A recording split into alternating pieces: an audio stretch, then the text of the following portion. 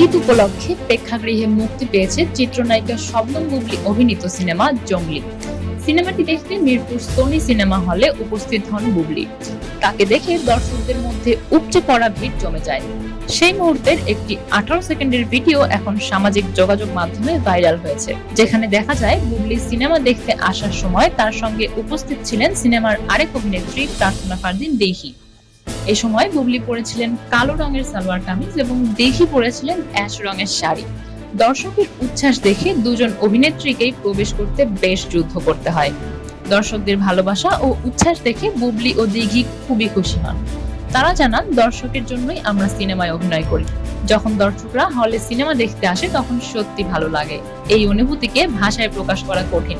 এবারের ঈদে মুক্তি পাওয়া নির্মাতা এম রহিমের জংলি সিনেমাটি দেশের বিভিন্ন সিনেমা হলে ব্যাপক দর্শকপ্রিয়তা লাভ করেছে। সামাজিক সমস্যা নিয়ে নির্মিত এই সিনেমায় শিশুদের যৌন নিপীড়নের বিষয়টি তুলে ধরা হয়েছে, যা দর্শকদের অনেক কিছু শেখার সুযোগ দিয়েছে। জংলি সিনেমায় প্রধান চরিত্রে অভিনয় করেছেন সিয়াম আহমেদ, যিনি একাধিক লুকে দর্শকদের সামনে হাজির হয়েছেন।